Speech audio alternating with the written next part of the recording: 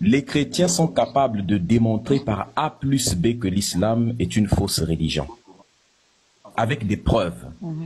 Et ils ont raison. Les musulmans te donnent des preuves que le christianisme est une fausse religion. Et ils ont raison. Tout ce qu'ils te montrent, c'est vrai. Si les deux sont capables de démontrer chacun que la religion de l'autre, c'est la merde, quelle est la conclusion logique? Que les deux religions, c'est n'importe quoi. Si l'un est capable de démontrer que la religion de l'autre, c'est n'importe quoi, c'est que les deux, c'est n'importe quoi. Quelqu'un qui est intelligent, quelqu'un qui est logique, la seule conclusion qu'il tire de ça, c'est que et le christianisme et l'islam, ce sont des religions fausses. Parce que si ces religions, c'était la vérité, aucun de vous ne seriez capable de démontrer que la religion de l'autre est vraie. Tous les arguments que Ismaël Aka te montre, c'est la vérité. Si tu vas dans le livre de Lévitique, de Deutéronome et autres, Dieu autorise l'esclavage. Dieu autorise de coucher aussi avec les enfants dans le christianisme. Dieu autorise d'abuser les femmes dans le livre de Deutéronome. Dieu autorise toutes ces choses. Ils te disent qu'on a le même Dieu.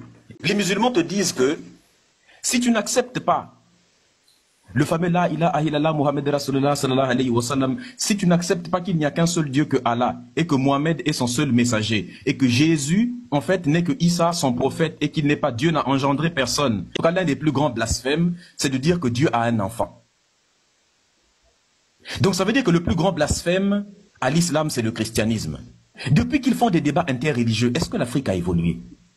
Des jeunes qui passent leur temps à faire des débats interreligieux, te lancent des sourates, je réponds avec des versets. Ça va développer l'Afrique comment?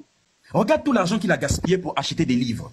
Ce ne sont même pas des livres de sciences, pas de livres de biologie, pas des livres de médecine, pas des livres d'anthropologie, pas des livres d'ingénierie, pas des livres de mécanique, des livres d'islam.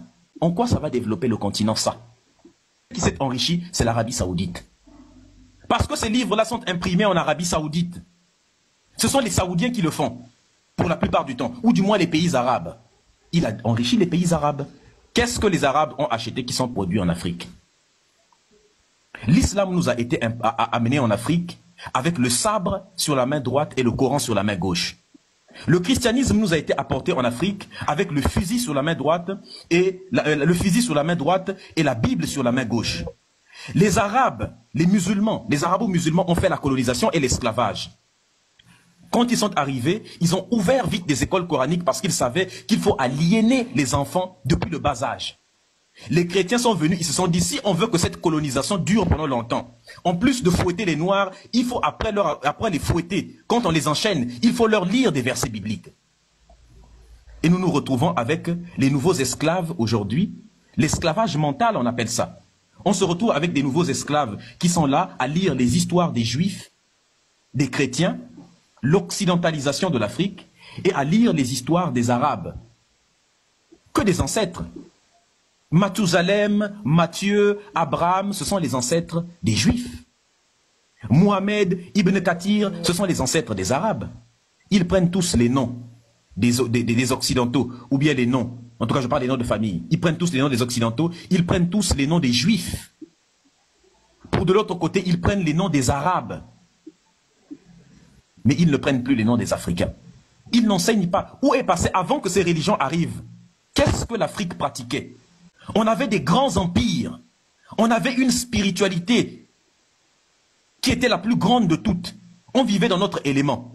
On vient vous dire que les chrétiens viennent vous apprendre Dieu. Lorsqu'ils sont partis en Chine, ils sont partis dire aux Chinois que nous, on vient vous apporter Jésus. Vous savez ce que les Chinois ont répondu? Les Chinois ont dit que repartez avec votre Jésus. Parce que nous, on existe depuis des millénaires.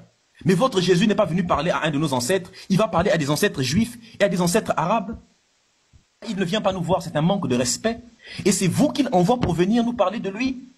Si on a vécu pendant des millénaires sans avoir besoin de votre Jésus et qu'on a eu des grands empires, c'est qu'on pourra continuer à vivre sans eux repartir. Ils sont repartis avec leur religion. Aujourd'hui, la Chine est la plus grande puissance et l'une des plus grandes puissances, du moins technologiques, politiques, économiques, dans tous les domaines du monde. L'Afrique a embrassé toutes les régions, toutes les religions.